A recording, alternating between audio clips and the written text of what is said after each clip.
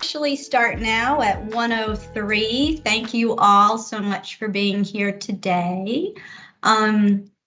What we will start with, obviously, is our roll call. So I'm going to turn it over to Leslie, who thankfully is back. As you probably remember, she was not here last time, and I was taking notes at the same time leading the meeting, and so appreciate that she's here. So thanks, Leslie. When you're ready, you can do the roll call. Okay, happy to be back. All righty, let's start roll call. Dr. Maureen Bermet. Dr. Michael Coyne. Yep, great to see everybody. Dr. Margie Gillis.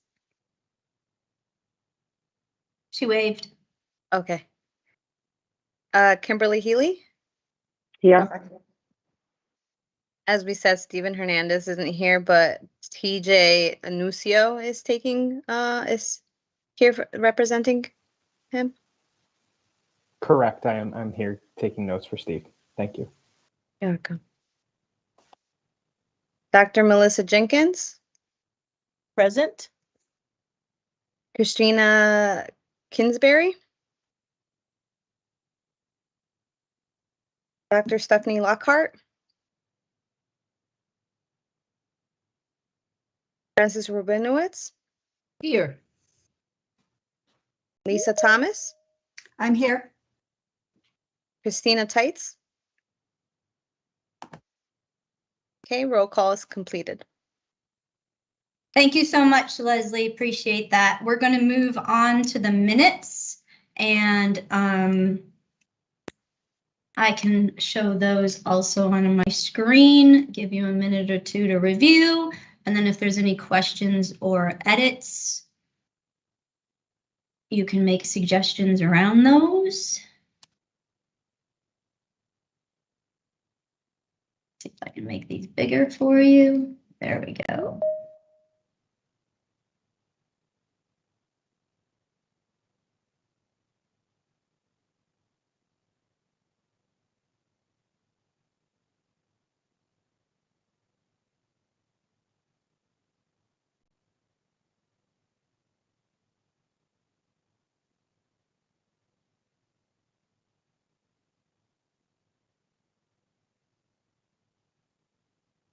Right.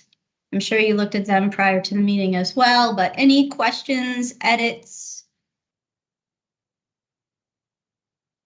Okay, then we shall take the draft off of those and post, and thank you so much.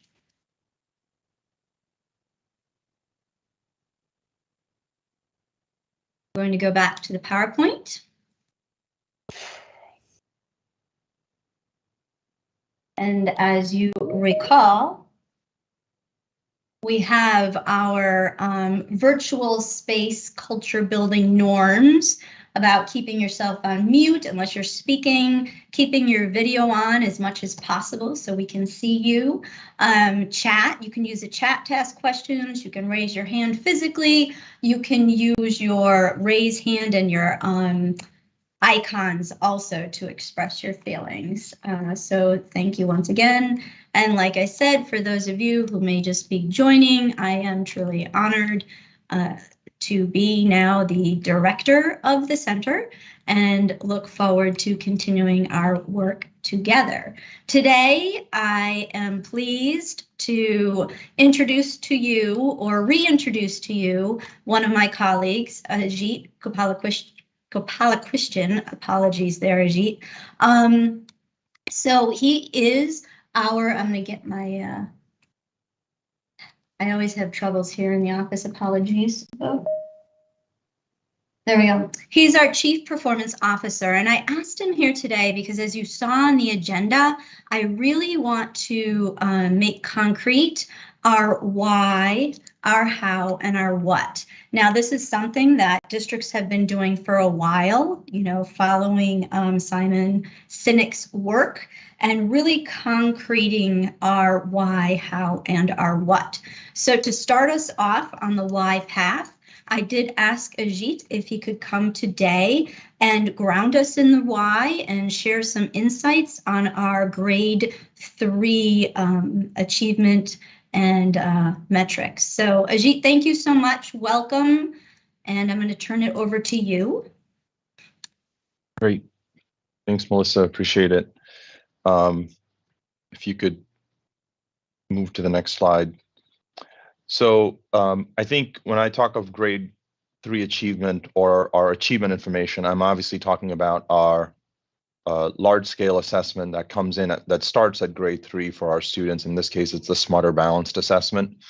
And after the work that happens in early literacy to help students learn how to read and learning to read, the transition starting in grade 3, the expectation is that they read to learn. And so this, so we start to begin to look at a grade 3 achievement measure like our Smarter Balanced Assessment. Obviously, this feeds into accountability and all that stuff, but really more for this purpose, just to sort of give you a sense of what we see. And again, you're all probably familiar with it, but we've done some additional analyses, and that's what I want to sort of walk through here.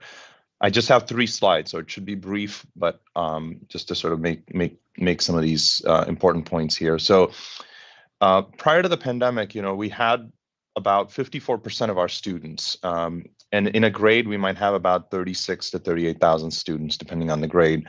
54% of our students were proficient in ELA, and what that translated to was roughly 17,000 students were not proficient in ELA. And proficient in Smarter Balanced world, it has 4 achievement levels, and level 3 and 4 are considered the proficient levels. Excuse me, I'm having to update my microphone here, so just give me one moment.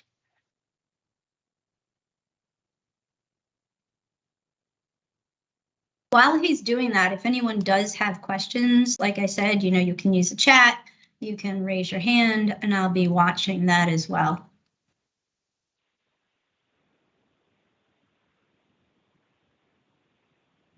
Can you hear me still? Okay, good. Thank you.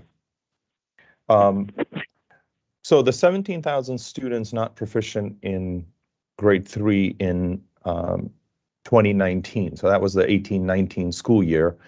After the pandemic, our 3rd grade proficiency was at 47%, and we had now 19,000 students who were not proficient in grade 3 ELA. And we tried to look at who those 19,000 students, where they were and what was their profile. And we looked at our alliance districts and our non-alliance districts. So approximately 11,600 of those students were in our 36 alliance districts. The 33 became 36 this past year, or starting this year, really. And 5,000 of the 11,600 students were identified as students with disabilities or English learners. Some obviously might be both. About 6,600 of them were identified as neither. They were not English learners. They were also not identified as students with disabilities. And then the numbers for the non-alliance districts are in the subsequent bullet point, about 7,000 plus students, 2,700 of whom were students with disabilities, and 4,500 or English learners, and 4,500 not identified as either. And I think the point we make is that, thousands of students in grade 3, regardless of disability or English language proficiency or the type of district they are in, annually do not achieve minimal proficiency. And I use the word minimal proficiency intentionally because grade 3, I mean, that level 3 cutoff, is kind of a line in that sand, which basically in that scale on Smarter Balanced, which basically says that if you're just above that line in terms of your scale score achievement, you're considered proficient. But sometimes, students are just minimally proficient, and then there are others who are obviously at even higher levels. So I use that word sort of intentionally there.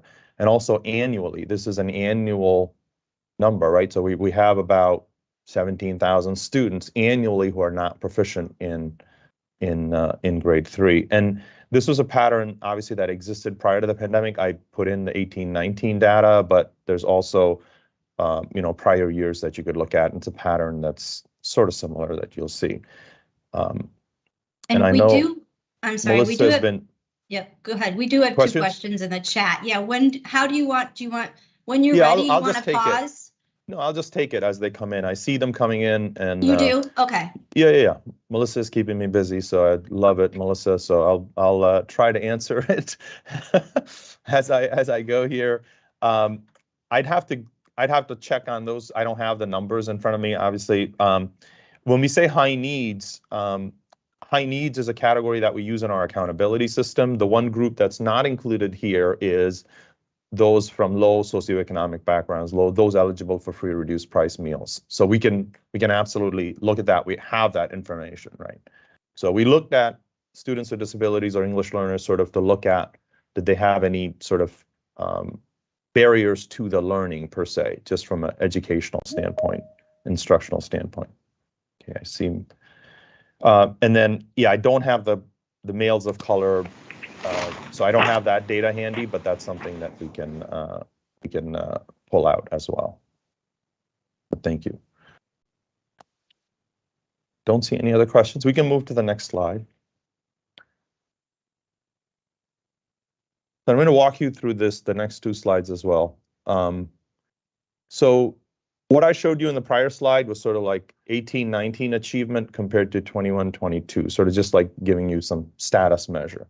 The next thing we did was a matched student analysis. And what we mean by this is we looked at students in grade 3, then we looked at the same student in grade 6. And in order for us to do this, this is pre-pandemic data because we can't do this. We didn't want to sort of look at this during the pandemic, we sort of went prior to the pandemic. So we're looking at 3rd grade in 15-16 to 6th grade in 18-19. And on the left-hand side, we're showing for those who are not special education students with disabilities or English learners. And on the right side, we're showing those who are eligible for special education or English learners. And, you know, the first bar, the first column is from 15-16, and the second column is grade 6 and 18-19.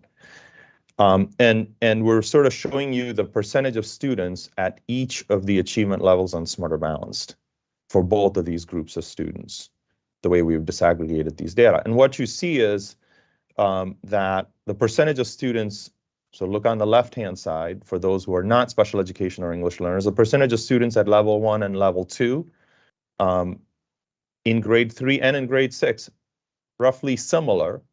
There's a change in grade 3, you know, there's a slight increase in terms of the percentage of students there, but then there's a decrease in the percentage of students at level 4 for those who are not eligible. The bottom line is that the sort of overall profile of those who are not proficient and proficient looks actually pretty similar if you combine levels 1 and 2 and combine level 3 and 4.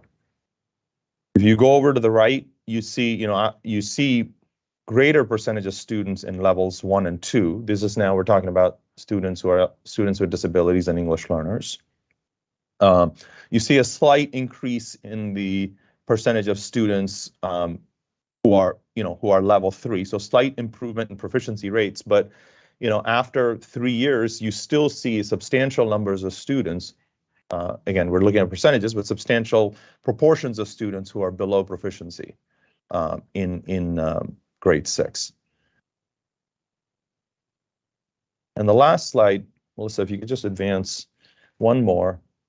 And what this looks at is it's the same 3 through 6 matched students, but this time we're saying let's look at it by students who were level 1 in grade 3. How many of them remained below proficiency in grade 6?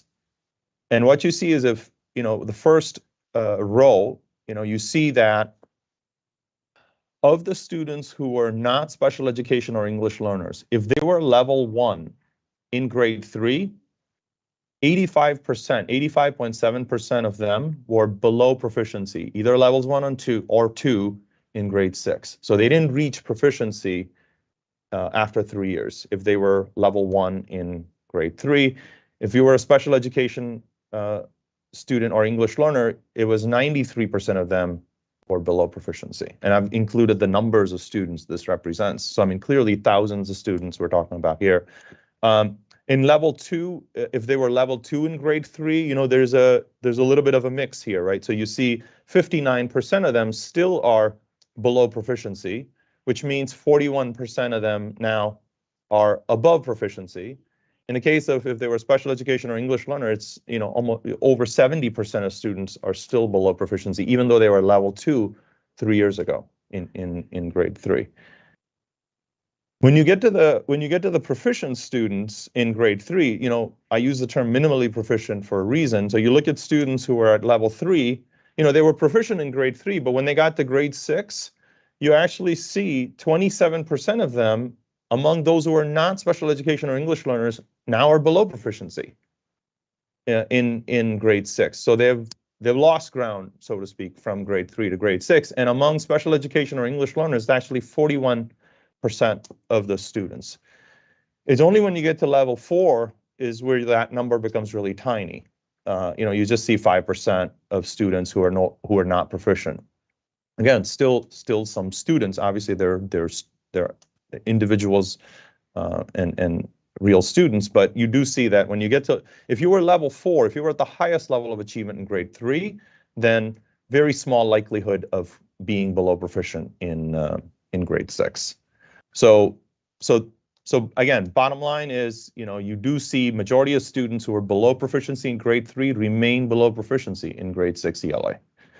And students who are minimally proficient in grade 3, those in the level 3, there are a sizable chunk of them that actually end up below proficiency when they get to grade 6. And this is a pattern that's holding true for students identified as special education, students with disabilities, or English learners, and their peers who are identified as neither. So it really, you know, both of those groups of students end up remaining below proficiency when they get to grade 6. So again, these are sobering statistics, right? I mean, these are tough statistics that I know we're looking at the state level, but these types of patterns, I know every district sees across the state. So, and I know we have seen improvements in so many areas, and we continue to see that, and they're incremental, but I mean, as you can see here, there are thousands of students, you know, still below proficiency 3 years after they were not proficient in grade 3. So,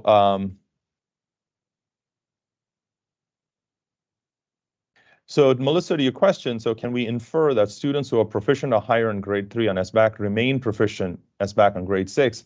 No, you not all of them. No, it's you do see 27% of those who were level 3 actually end up below proficiency in grade 6, and 41% among special education or English learners end up below proficiency. It's only when you get to level 4, if you were at the highest level of proficiency in Smarter Balanced, that's when you know, the likelihood of falling below proficiency by grade 6 is the lowest. So really, that minimally proficient bucket, that level 3 bucket, really doesn't guarantee that you're going to be above proficiency in grade 6. That's interesting because we're focused mostly on 3. So the work still has to continue with grades 4. You're breaking up there, Melissa. I know you're on the move there, and you're absolutely right. Yes, I'm in a school. Me too. Yeah, I know what I know what you mean. That I think the point is that minimal proficiency is not the goal. And again, we're looking at a comprehension measure, right? Like Smarter Balanced, it's an overall comprehension measure. An overall comprehension measure where you achieve minimal proficiency, you know, may not necessarily mean that student in grade 3 may not necessarily mean that student has mastery of all the components of reading, right? So I think that's kind of one of the points here is, yes, we want to achieve proficiency. Sure, it's a good thing, but it's not the end game, right? I mean, and even in our accountability system, the way we have set up our achievement index, you know, our achievement index, you don't get all your points by just being minimally proficient. You actually have to be well above minimal proficiency to get your fullest points on the accountability system.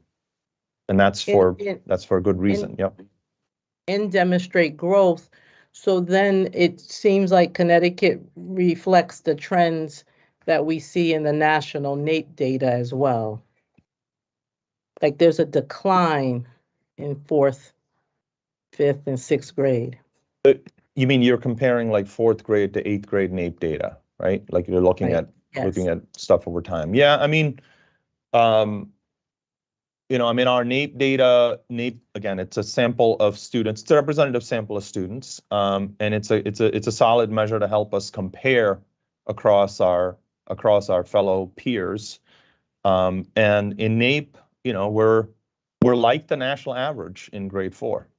There are states that achieve above us, and at grade 8, we're slightly above the national average, but there are still states that are higher achieving than us on NAEP.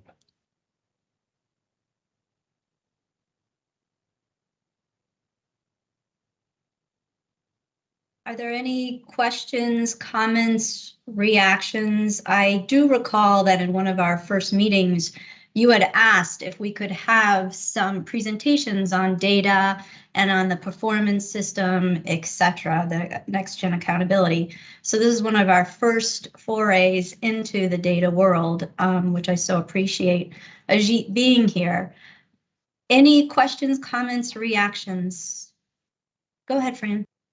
I just greatly appreciate this data, Ajit, and I think what it tells us is, you know, we've been focused a lot on COVID and the drop-offs in COVID, but I think this really does indicate that long before COVID, reading success has been an issue, especially in the early grades. And if you look at 3rd grade SBAC, yes, it is comprehension, but our goal has always been, you know, the kids begin to read it at the end of grade 1 and that they're reading independently by the end of grade 3. And what this says to me is, we have to be tenacious in ensuring that our kids are reading by the end of grade 3. And, you know, it's complicated. It's certainly about good curriculum. It's certainly about well-trained teachers. It's certainly about good resources that meet the needs of the kids. It's also about intervention for the children that that aren't cutting it. It's also about the class size.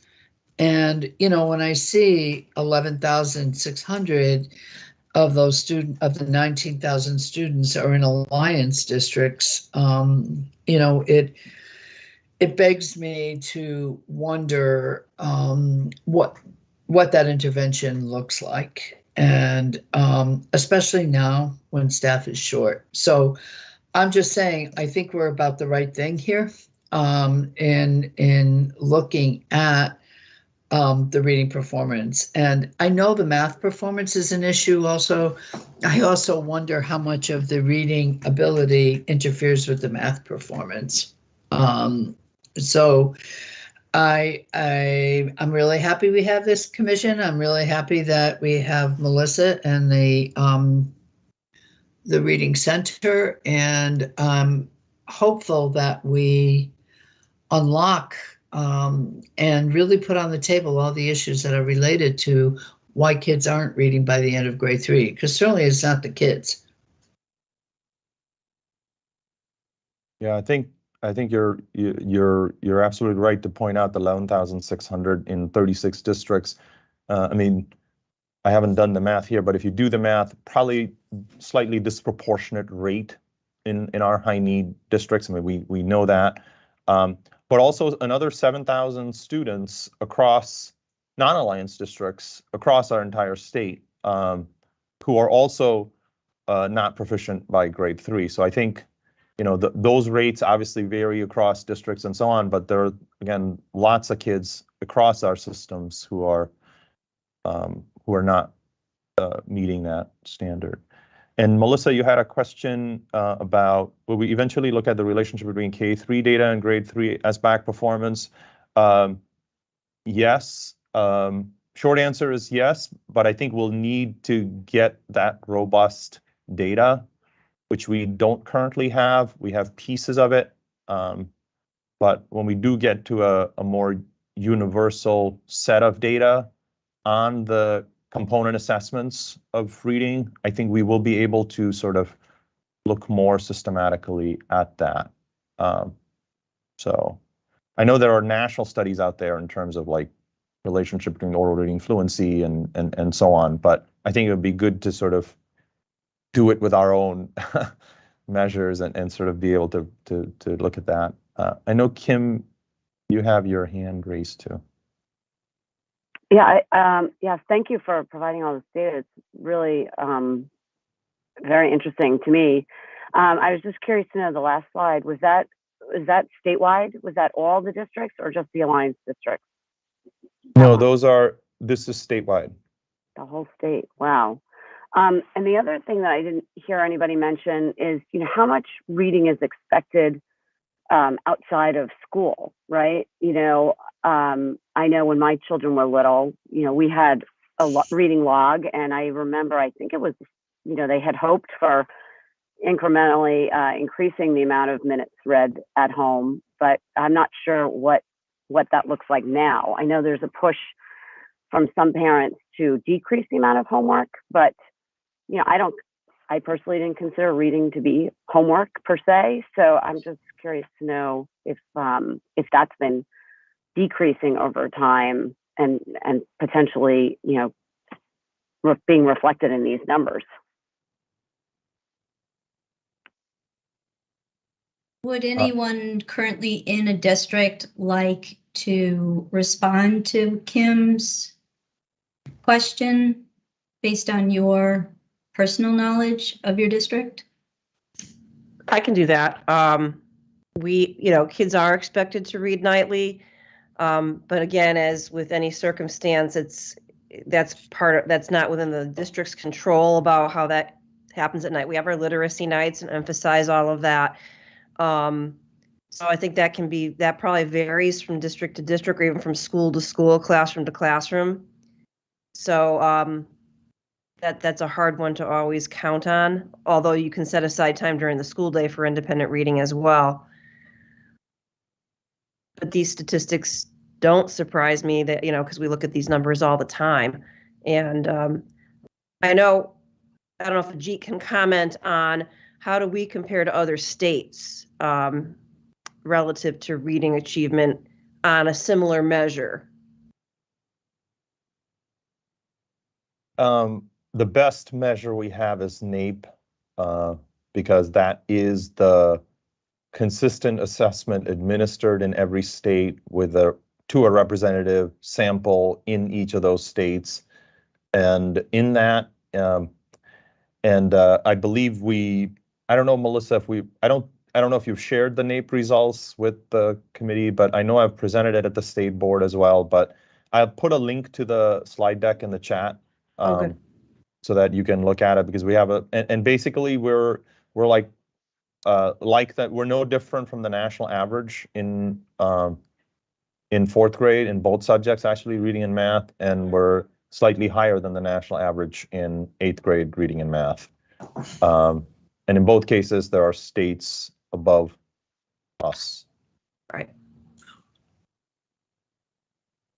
Thank you.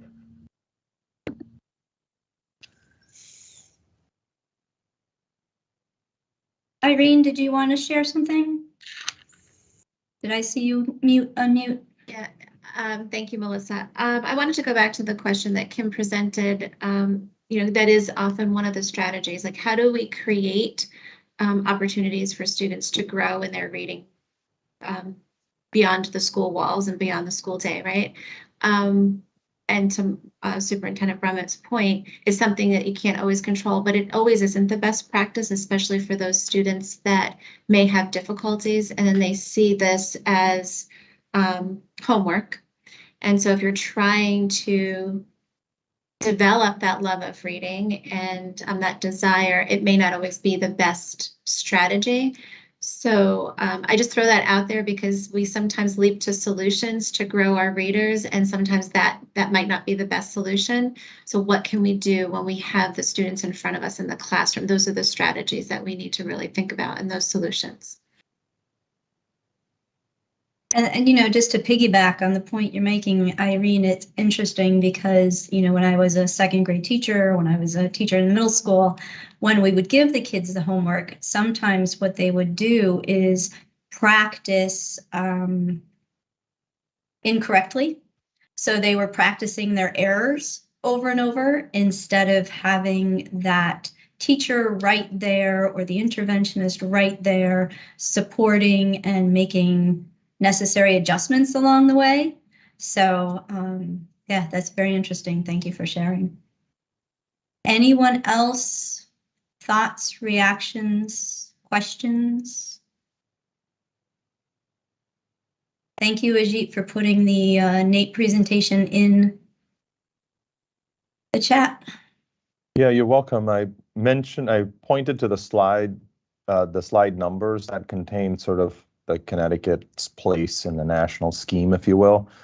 And you can also look at, there are several slides, obviously, but you can also look at slide 20, which shows you how in grade 4 and in grade 8, how our individual student groups compare to their respective peers nationally. And you'll see that, you know, in grade 8, we're slightly higher than the national average. Our white student group is higher than the national average, but almost all the other student groups are like the national average. So our Black students, our Hispanic students, even in grade 8 reading, are like their peers nationally.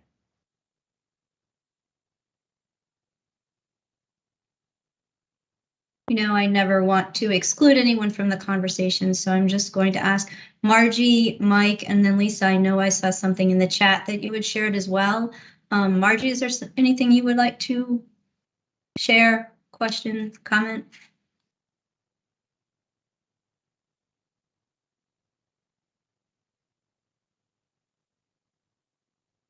I'll take that as a no for now because we can't hear you. Lisa, did you want to share anything that you would put into the chat or thoughts you have? Sure. I was just agreeing with a couple of the things that Fran was saying earlier, that we absolutely need to look at factors of class size and the number of students that classroom teachers and interventionists are expected to simultaneously support. I think that's absolutely an issue. And over the last several years, even pre-pandemic, it is an issue that interventionists are frequently pulled to cover classroom teachers. Being a special ed teacher or former special ed teacher myself, I certainly experienced that. And that means that those students who were supposed to be supporting have not been getting that support consistently.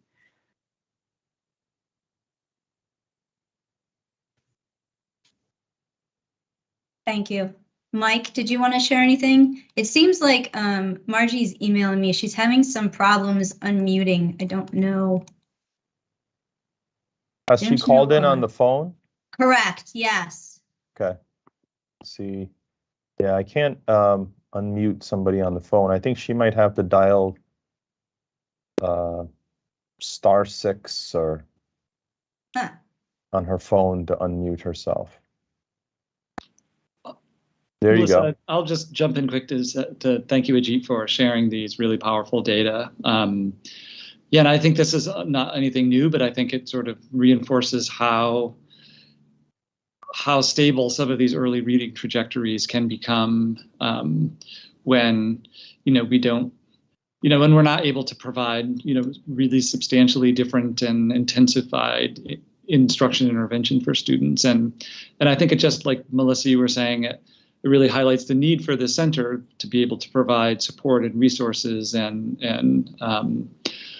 technical assistance to schools and teachers and districts across the state. So it feels like really good timing to be building out this center for supporting early literacy development and supporting schools and teachers in this important work. Yeah, I think it was actually Fran who said that about the importance of the center. Wasn't that you, Fran, who said that? It was me. And Michael, I couldn't agree more that the center needs to do it. But the center and the state and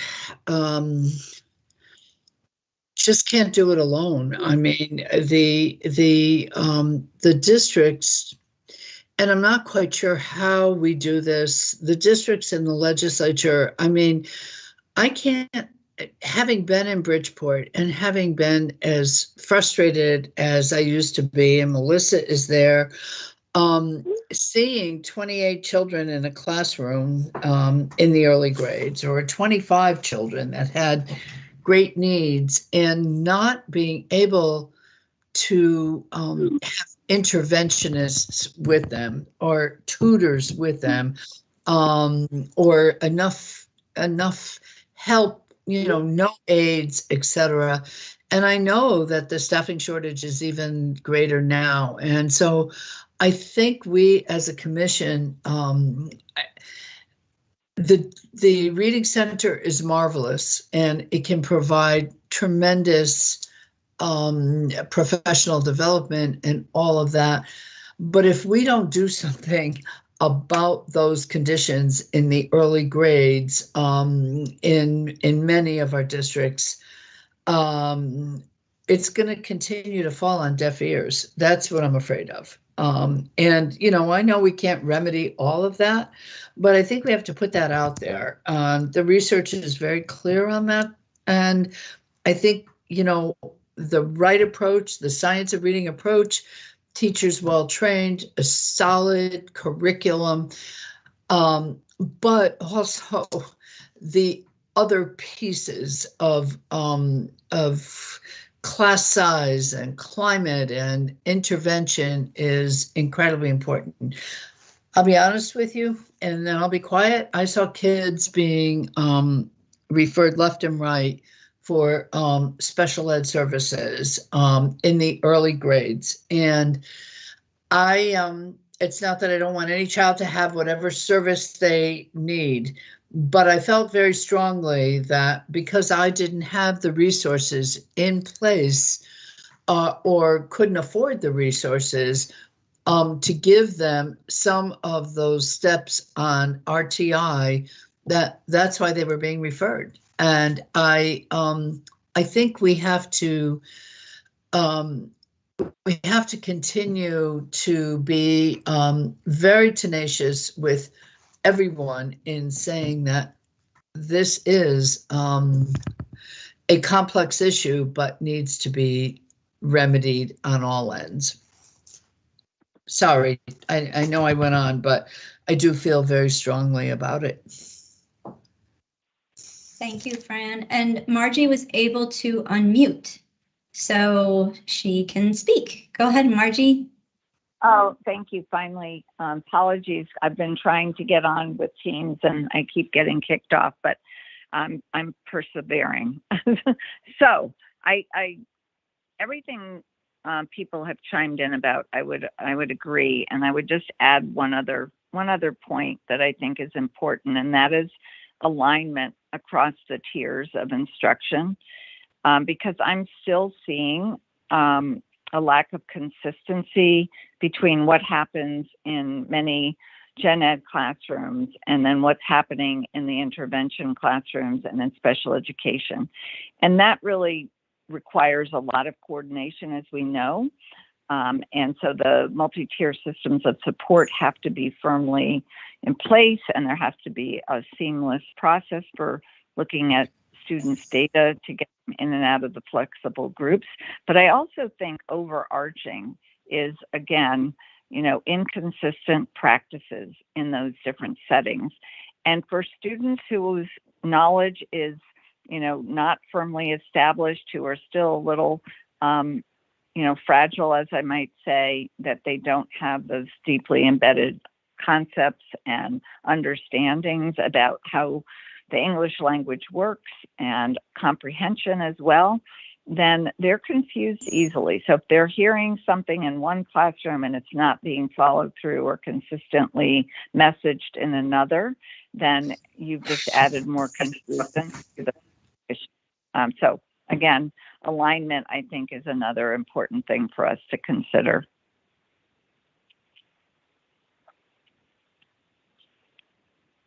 Thank you, Margie. I'm glad you got through and that you're unmuted. Feel free to stay unmuted if that's the easiest thing for you to do right now.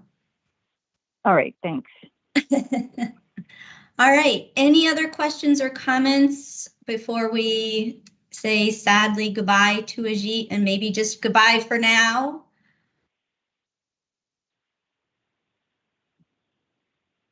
All right, Ajit, thank you so much. We so appreciate you coming here today and sharing this information.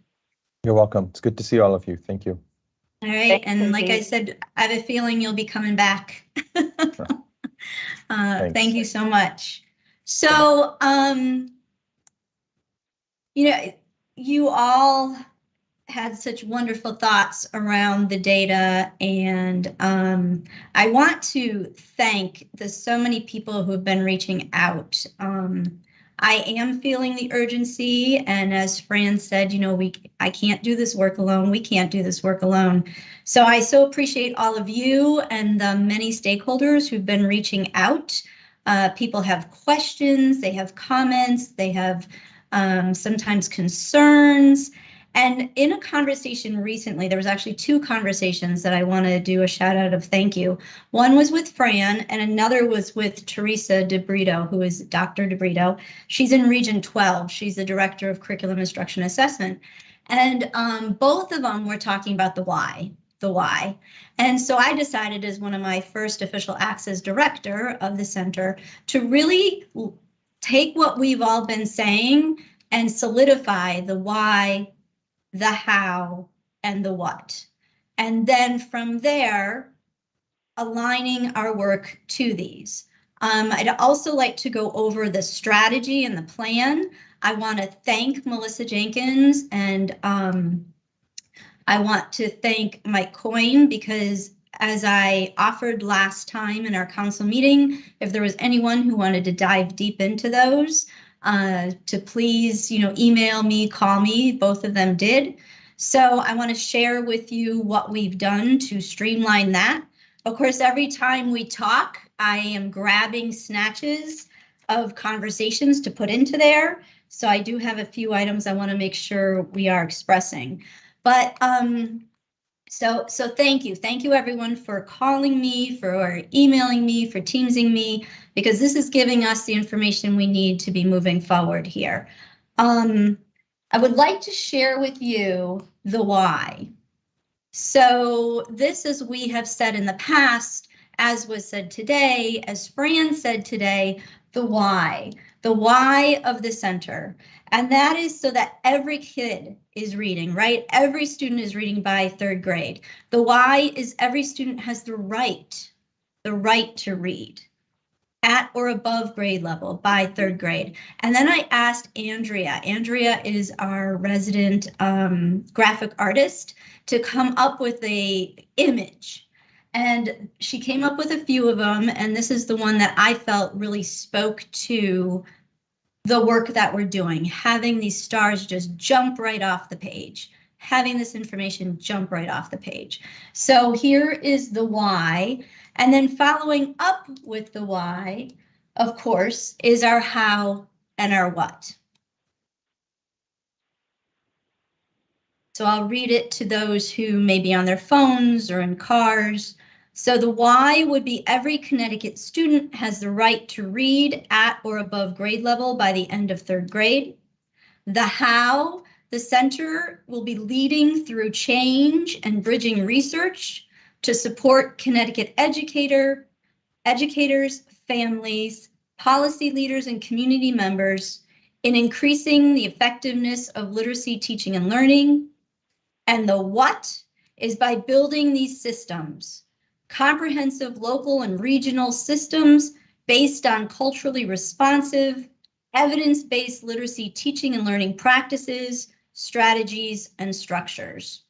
So really trying to take everything we've been talking about, thinking about the legislation and the purpose behind it, and coming up with our why, our how, and our what, along with our graphic.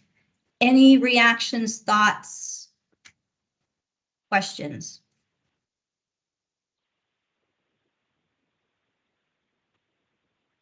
Once again, I want to thank Teresa and also thank Fran in another conversation for really solidifying and reminding me to get back to that why. Why are we doing the work that we are doing? And that work is because of our students. And the data supports that. The data support that. What I'd like to do next then is talk about, as you know, the center has two major initiatives. One is the strategy and the other is the plan. And we've gone over this in meetings many, many times and discussed what's the difference between a strategy and a plan. What is our strategy going to be looking like? What's our plan going to look like? The strategy is one of the goals. So what I'd like to do, and I will need to have just a few seconds to transition, is to show you where the strategy and the plan are now, so that you can see these and all the pieces that were incorporated along the way based on your feedback.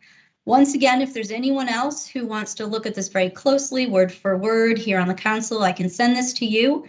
It is due January 1st to the legislators. So what I'd like to do after we review it and any additional feedback is to then send it to Andrea again and our communications department to pretty it up, to make it look really neat.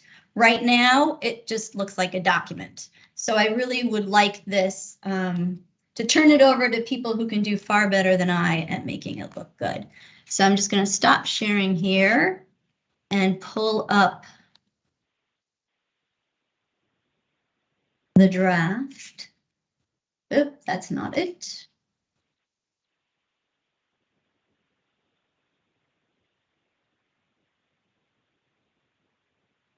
Should move this over.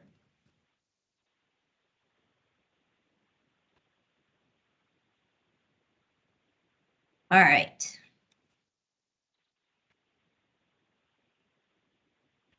Here we go. Once again, don't look at what it looks like. I want it to look nicer. But there's two pieces involved. One is a strategy, one is the plan. Basically, the strategy is now only 2 or 3 pages long. The plan is about 1 page.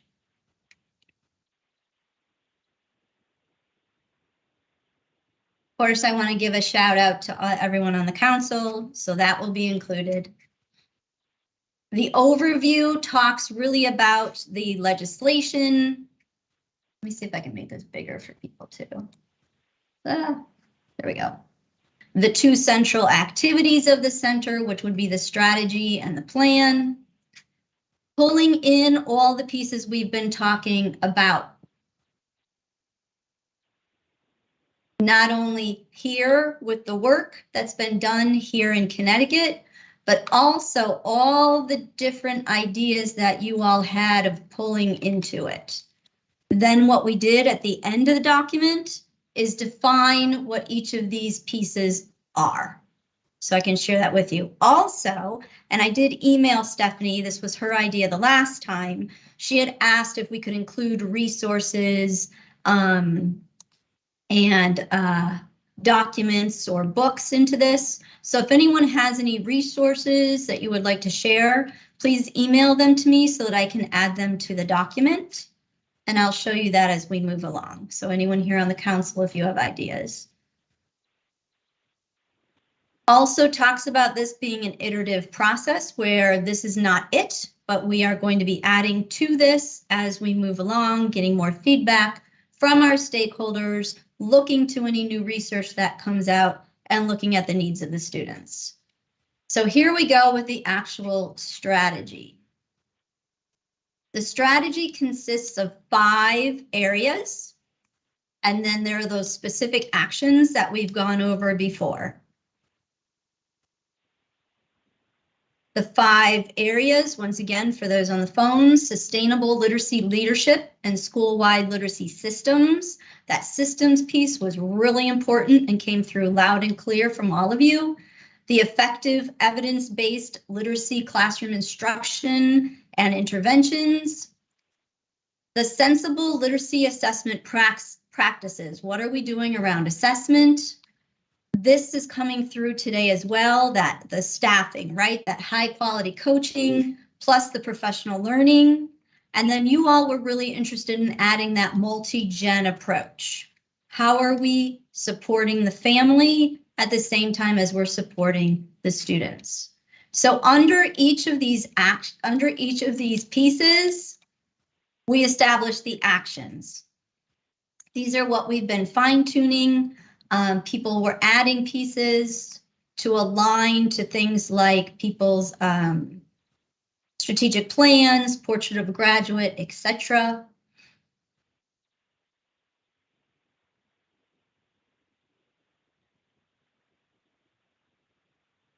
And once again, if anyone on the council wants to see this up close and personal, I can send you the draft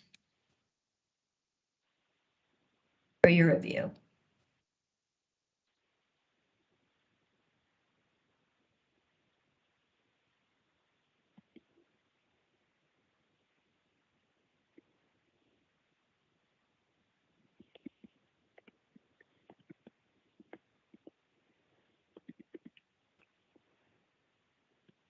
Here we're talking about those assessment processes.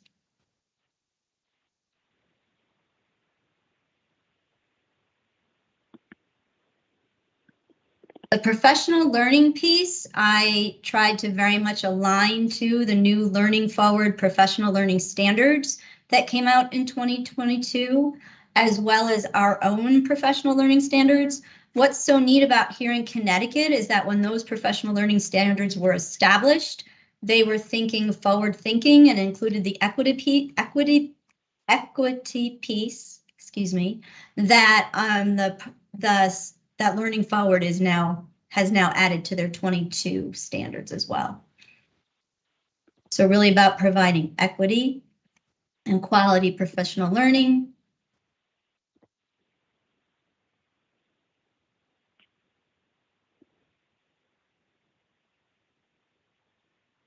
And then the multi-gen approaches. So once again, it'd be those 5 elements, and those are some of the actions that can support. In addition, here is the literacy plan. So the plan is the thing that really actualizes the strategy. How are we going to be actualizing that strategy? At the center.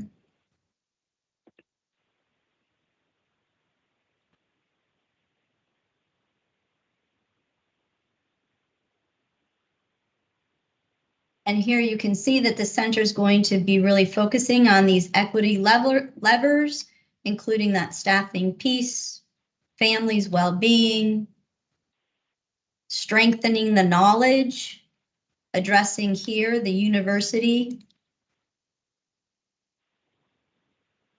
and supporting our new teachers. You all as a council felt it was really important to embrace the entire trajectory of a student's development, so birth through teacher prep, and being the collaborative center for that. And then quickly, here are just definitions of terms. So some of the bigger terms that were used in there. Culturally responsive education, showing not only the board, but also the joint statement with the State Department, CAPS, and CABE, talking about the evidence from here. And once again, these are just the terms or definitions, and what do they mean? How are they defined? Bringing you now down to these references and resources. These are all references and resources that were used in this document, mentioned along the way. Like I said, if you have any more as a council member, please do send and share them with me so that I can be adding it to this list. And that's it. So basically, once again, watch your eyes if you get dizzy. The strategy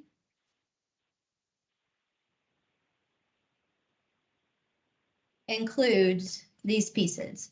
And this comes from evidence. It comes from evidence not only that's national and international, but also research that was conducted here in Connecticut through the Connecticut Literacy Model work to see what works in schools to lift students in reading and literacy. Questions, comments, reactions?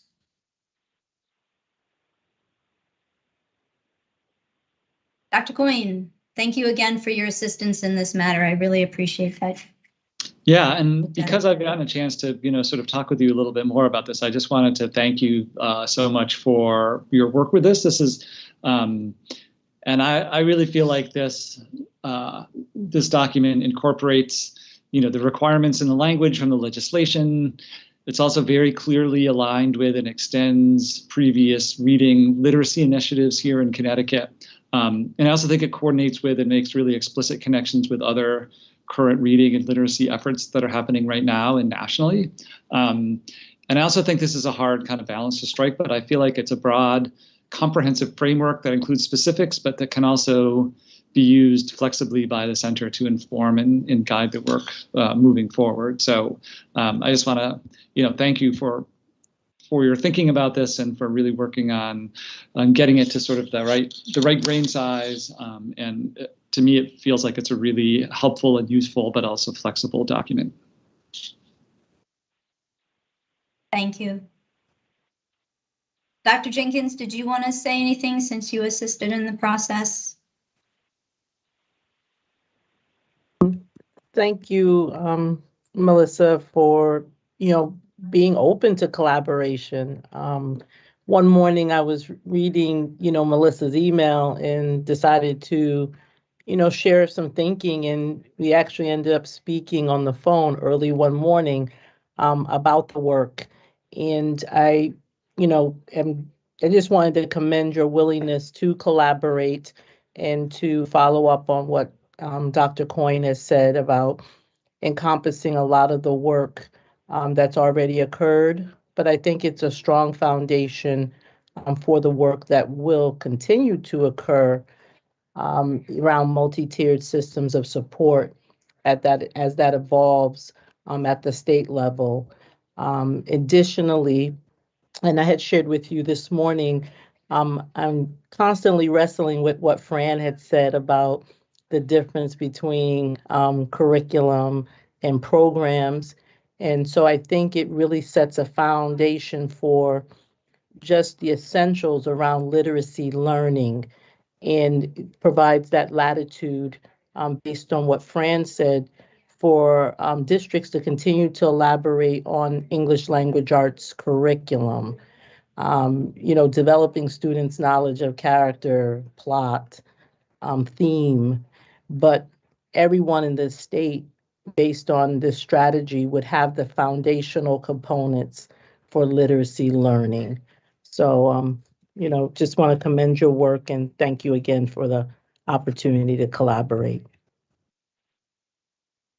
Well, thank you. And once again, it's not my work, it's our work. I was really trying to listen very hard at every single council meeting, capture those elements that seemed really important to all of you, embracing the research and the work that's been done here.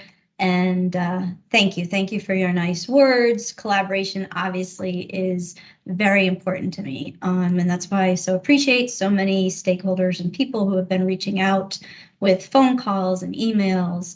So don't stop those. All right, so what I'd like to do, and once again, if there's anyone who's interested in looking at this through more of a fine-tooth comb, email me. I can send you the draft, get your feedback from that. I will wait until after next week, so the first week of December, and then I will send it through our communications department and then through the pipeline here. We do not meet again until January 17th.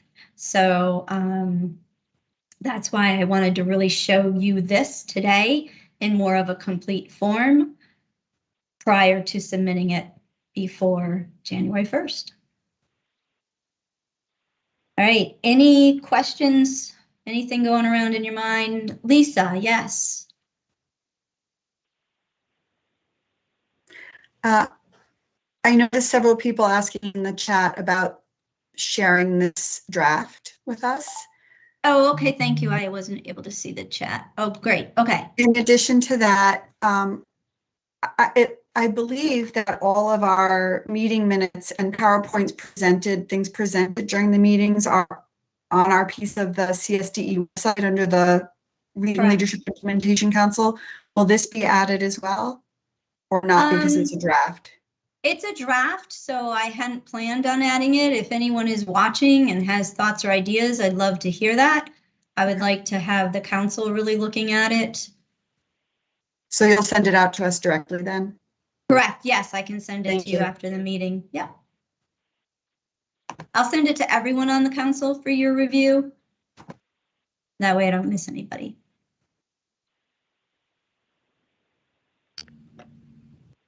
Melissa, I would just Dr. add that, Brummett?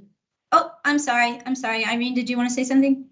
just from a process standpoint, that it will be distributed to the council members as the preliminary draft and not for distribution until we have the final feedback. And then once it's final and as a council, we've approved it, and certainly it's been approved by the commissioner, then we will post that final version.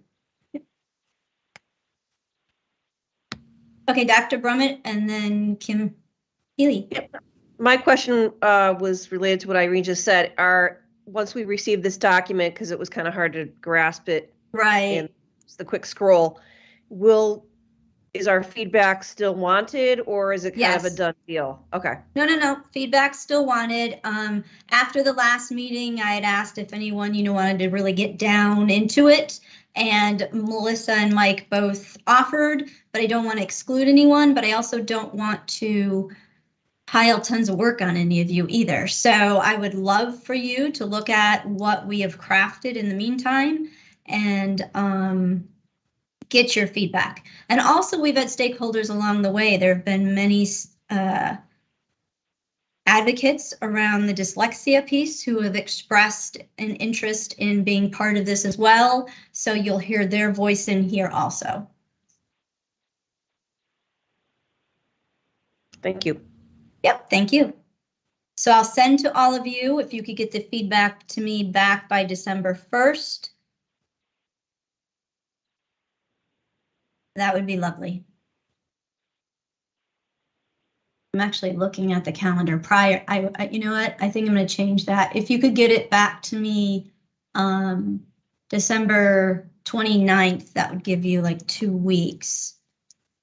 Not December, November 29th, apologies. I'll put this in an email. So by November 29th, so then I can start sending it through the pipeline and everything here for the final version. And then did I miss anybody? Were there any other hands? Apologies. Oh, Kim, that's right. I'm sorry.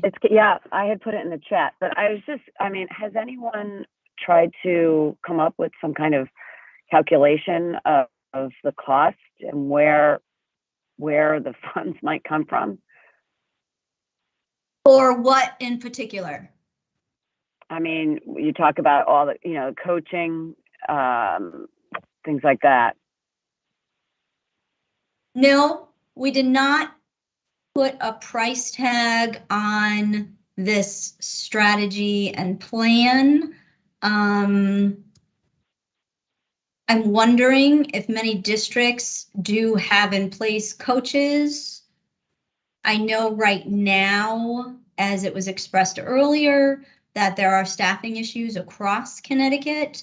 This is not something that has to be done. This is something that is going to be leading the center and leading the work. And these are things that, based on the council, based on the center, based on research, what should be in place. But none of this here is mandated what has to be in place. Does that make sense?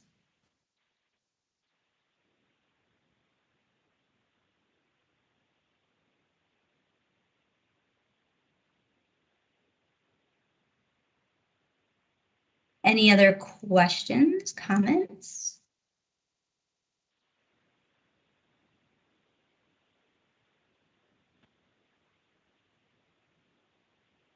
All righty then, I will transition back to the PowerPoint. While I'm doing that, is there anything else, any other topics that you would like to bring up or explore?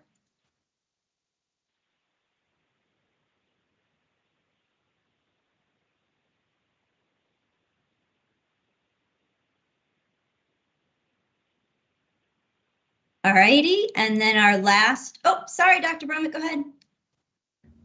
And I'm sorry, I had technological challenges, so I signed on about 15 minutes late. Was the waiver discussed prior to my arrival? No, but that could be something we could discuss now if you want. It wasn't on the agenda, but yeah, we could discuss that now. What questions do you have? How can I?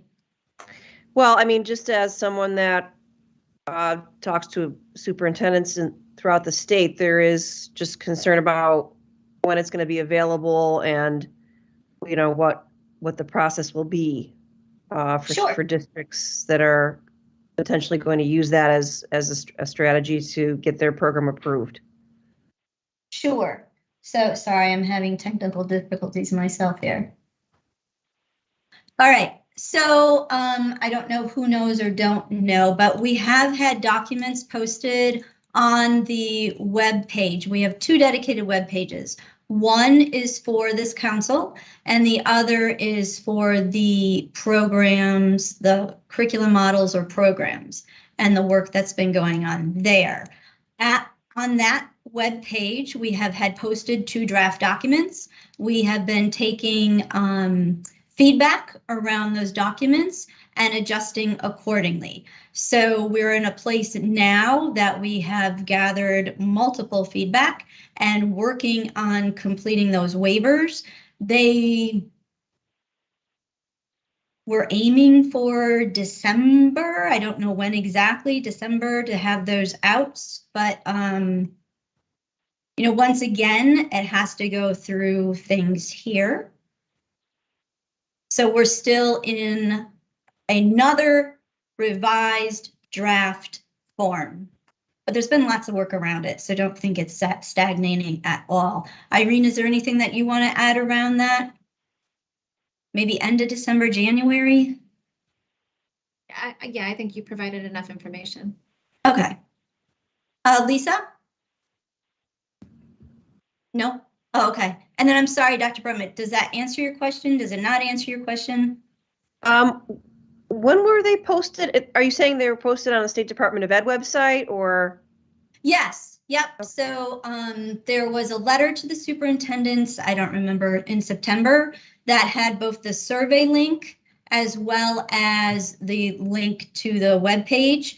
I can show you. You want me to do that? Sure. Maybe you can attach those links, can be included in the Sure. email to us, Sure. the draft. Sure, So it's I can easy do for people that. to find. And I here. did just put it in the chat. Oh, thank you, Irene. I appreciate that. So here are the 2, are obviously our council, and then also here talks about the programs. Oh, you'll also see that after additional review, we've had a few programs that were in the review process still. Into Reading was added to the list. And then here, when you scroll down, you'll see talk about the waiver. Now, for those who may not know what Dr. Brummett is referring to, so as you know, the legislation required the center, with the guidance of the council, to identify programs, curricula, models, or programs that by 2023, each of the districts would have to put into place. There are 2 exceptions to this. One is that districts may request a waiver by statute. This waiver includes that they have to provide evidence that it is research scientifically based. They have to provide their data disaggregated by different subgroups, as well as strategy or strategies on how they will be addressing the data, what came up from the data. So that's the waiver. The other that districts could be asking for permission for is an extension. This extension would be for 1 year and would provide districts and charter schools another year to explore the approved programs and or curriculum models and choose one of those. So it's by July 2023, implementing one of the approved or applying for a waiver or an extension per legislation. So we are currently working on the waiver. As you know, we've not done this before. And by posting the documents, which you can't see here, right here, A and B, we have been getting feedback on those and how to make it so that, anyways, just more streamlined, I guess, is one of the things.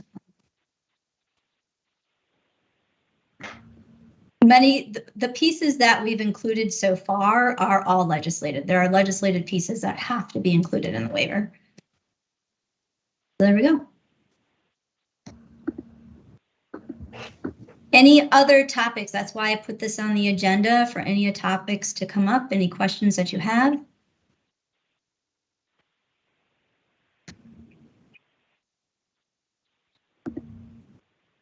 Okay. All right. Well, thank you so much once again. Appreciate you being here at the council. I look forward to meeting in January. I will be getting out to council members the draft of the strategy and the plan for your review and feedback. I appreciate your support around the why, how, and the what.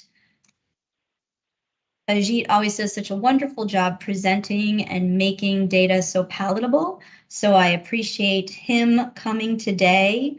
I know that we all do feel the urgency that stems from the data and providing students literacy instruction that will move them forward. So thank you. Any last words before we jump? Thank you. Thank you again for your ongoing leadership, Melissa. It's great to have you. Thank you. And happy holidays, whatever holidays you celebrate between now and January. Happy holidays to you. Margie, did you want to say something? I'm sorry. No, I'm good. Thank you, Melissa. Okay. Thank you being patient with me. Your circle was glowing. That often means you're talking. All right. Thank you all. Thank you. All right. Happy holidays. You as well. Bye-bye. Bye.